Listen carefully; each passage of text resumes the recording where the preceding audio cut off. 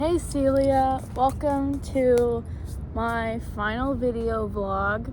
I'm Kari Miller, as you know. So I really enjoyed your class this year. I think it was good to have your classes spaced out from like semester 1, semester 2 in like actor speech and this class. That way my like vocal journey could like flow better, I think. Because I think having them both in one semester would have been like a lot at once, especially because a lot of the techniques and stuff that we were doing was very similar, especially when it came to like the vocal warm-ups and like learning where like voices sit in your voice, and where like different sounds and like vocal positions are found in your mouth. I think if those happened at the same time, I would have been like, oh my god, this is a lot at once. So I think having them like semester 1, semester 2 really allowed the vocal journey to like continue into this semester, which I really liked. I feel a lot more comfortable with my voice, and I tended to talk lower before coming here. I think just as a like lazy thing, I guess. I don't know. I get really nasally sometimes with my own voice, and I don't like that I sound nasally. So I'm learning to accept my own voice for what it is and not try to change it for anyone else. So that has been very helpful with this class. I'm aware of like how it works and the mechanics of it. The PowerPoint that you gave was really helpful in like figuring out how to warm up each muscle in your face. Also the fact that like your facial muscles all affect the way your voice works is crazy to me, and that's fascinating. Specifically with the projects we did this semester, the Greek speeches really amazed me. I think because I was scared of them. I haven't done a lot of like classical work yet. So when you were like Greek speeches, I was like, oh god, it's gonna be like nasty old words. And then I read it and I was like, okay, this is fine. It was really after I memorized it that when we started like doing like the 7Ds and the push-pull and the like crawling, like the vitality stuff, that I was really like, oh, you can like, I don't know, the range that it had was really cool for me, and it kind of opened me up to like doing more classical theater, I think.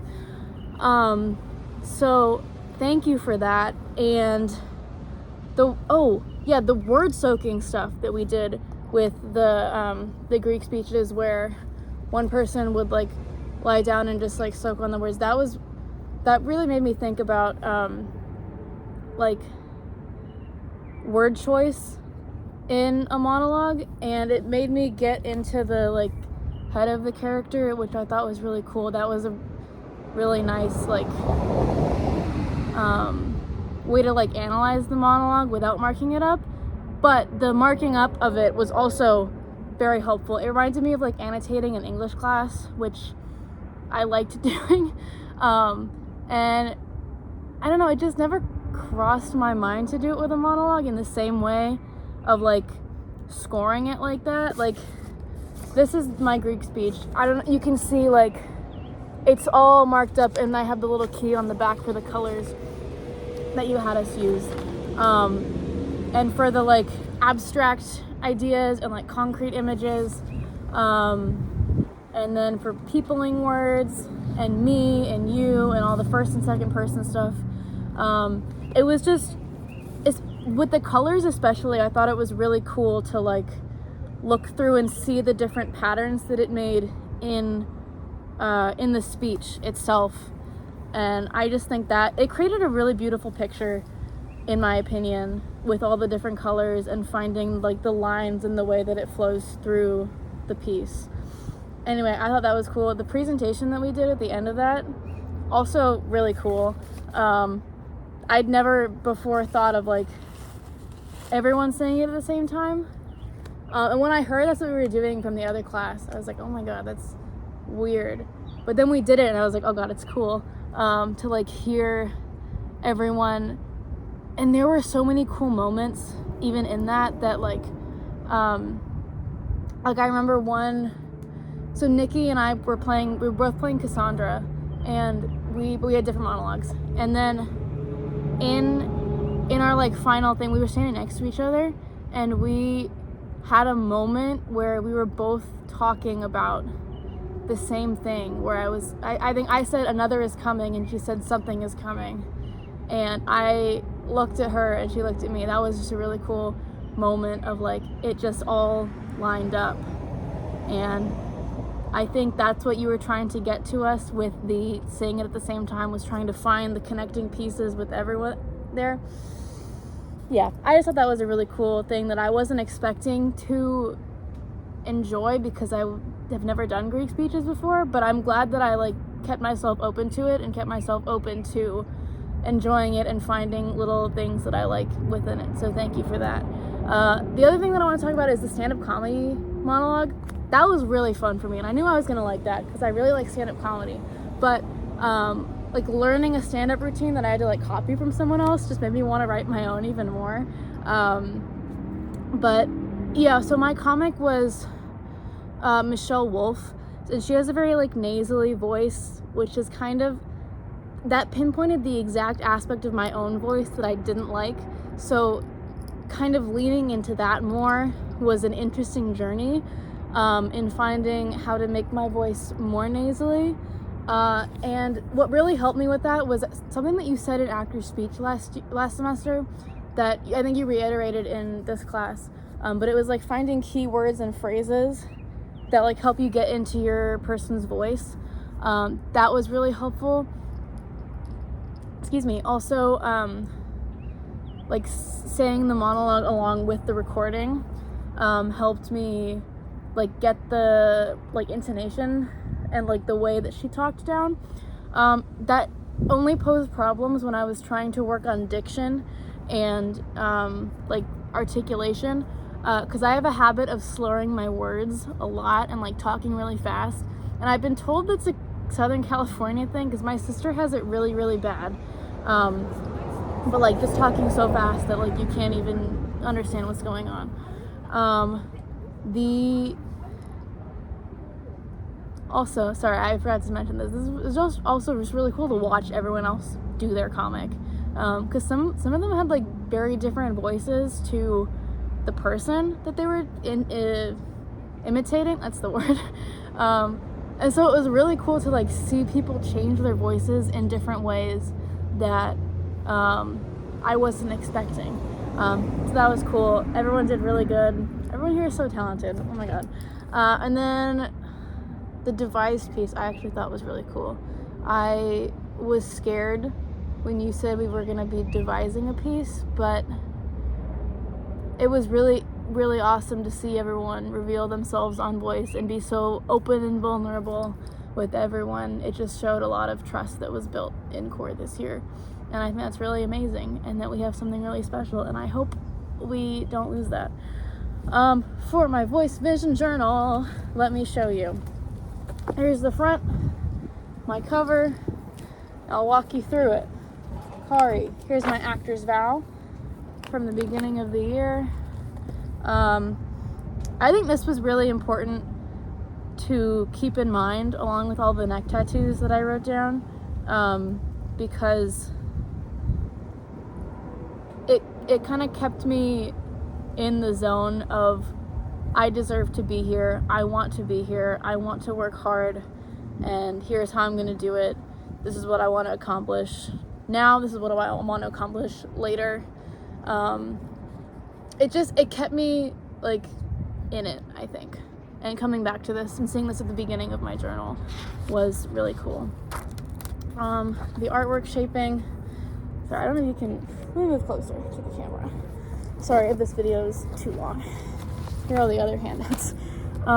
The statues. My voice as it is now, my voice as it will be. I don't have my sculptures on me because I already packed them up to go home. I'm leaving tomorrow. But my first one was like me in a little cage. They were both the wire ones. And it was me in a little box, and I felt like I was trapped. And then the other one, the next one, my voice as I see it, as it will be, was just like a big garden. So I think my voice really flourished this year. I think I accomplished, I might not be the full-blown garden that I want to be in a couple of years, but there's definitely some sprouts. My haiku: no voice of my own, caught in the midst of a frenzy, I'll shape myself. Did some shaping. Here was my notes on second circle, and I can talk about second circle right now too, because that's the third thing that you wanted in the video. Second circle was an idea that you introduced to us last semester, I think, where you're present in the room, you're present with yourself and with your fellow actors, but you're not like too in yourself, and you're not too out and about. I don't know. But you said, what if your only objective is to speak? And I thought that was a very interesting way of putting it that I hadn't really heard before. And that kind of stuck with me like the whole year. Where like, I don't know, it made me think about the way I use my voice a lot, and the way I use my voice with my body, and how that's like a whole connected system of things. And like so with first circle, you're just like in yourself, and I guess you're still in your body, but you're not like, it doesn't look like you're present. You might be present, but you're very like inward. Then third circle is like out too far. But second circle is kind of like a healthy middle ground where the actor lives. And I think using your energy in like a second circle kind of way, where you're still radiating a lot, but you're not overcompensating for energy that you don't have, I think is something that I think about a lot, because a lot of the time will like go into myself. I'm not one of those, like, this might sound weird, but I'm not one of the like theater people who's just like out all the time. I'm not on all the time. A lot of the time I will just like sit back and like watch things, because I like to observe and then do. And this year has actually turned me more into like a just jump into the work kind of person, because like a lot of the work that we do, it's like like you have to like be up and moving, and you have to like try new things and just dive in blind, sometimes safely, but like you don't always have the option to like watch and observe first. Sometimes it's like you learn as you go kind of thing. This year has taught me a lot about that, and taught me not to be afraid of that. So for that, I also thank all the teachers I had who encouraged me to get out of my comfort zone. Here is another one of my neck tattoos. You're here to be real, not perfect. And here's notes about the 4 ways language works, the expanding, contracting, building, and balancing, the heightened and direct language I think was really interesting. The P's of prosody was really interesting to think about with like the Greek speeches, because it made me think of how like my voice going up and like with pitch specifically, because pitch conveys a lot of meaning, and that's something I don't really think about in daily life when I'm just like speaking, but when I'm acting, it has to like, that part of me has to like turn on, like, I don't know, that part of my brain has to be on, and I have to think about, where am I going high, where am I going low, what's the question, am I going loud or soft, fast or slow. Here's the monologue, that I wrote down with my little pictures. For Telegram, the like simplified version, I definitely thought it was supposed to be like a line or two, and then I said it and you were like, make it longer, the longer version. Let's see, my concrete and abstract images that I transferred from thing into the journal. More word soaking stuff here. Find the journey within. The 7Ds. I thought these 7Ds were so interesting, and I really, really, really enjoyed them. Every time you gave us a new D, the monologue completely changed. It like even if the circumstances stayed the same, it was an entirely different piece. And at first I was like, I can't do this monologue through, whatever it is. But then I did it, and I was like, oh my god, it makes sense. It still makes sense. So here's Discover, my little Discover notes. In doubt, decide. Oh, here's another handout from the devised piece. Decide. Those were just notes from in the middle of class when I want to write something down about motion creating emotion. Distinguish, disclose, detail. I'm realizing this video is very long now. I'm sorry. Delight. I just want to talk about everything. And my word was deepen, our 8th D.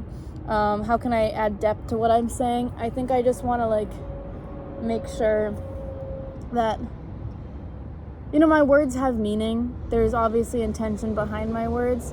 So that's 2 levels of deepness, I guess. So there's the face value, the inner value, and I think if you can find a way to add another level of complexity to what you're saying, that can also, it can just make your acting stronger, and it can just make, I don't know what I'm saying, make you a better actor. Give your words more meaning. Degrees of affirmation. I also thought the arm motions, I like how much you wanted motion to connect to emotion, or motion creating emotion, because with all the very physical activities that we did, with if it was the wrestling each other, if it was the hands up, hands down, the heart, crown, that kind of stuff, I thought connecting my body to it was very good for of creating the emotion in the monologue, and not pulling from inside of you, which can get dangerous. Let's see, here's my stand-up comedy monologue. This is the old one that I didn't do. I did this one. And here's the pink. You can see where I scored it a little bit. And then in the back here, these are just all of the work, all of the notes from the devised piecework that we did with the river journey and stuff. So here's my river journey, how it turned out. And then you obviously know how the devised piece turned out. Everything is in the Google document. But yeah, this journal, I think I might continue to do kind of the neck tattoo thing. I think that was really cool, that I'm gonna keep doing, because it I don't know, the little mantras are so fun, because I can just say it and I'll feel better. So I really want to thank you for giving me the tools for neck tattoo, the tools for my voice, and I hope you have a good summer, Celia. I'm gonna miss you.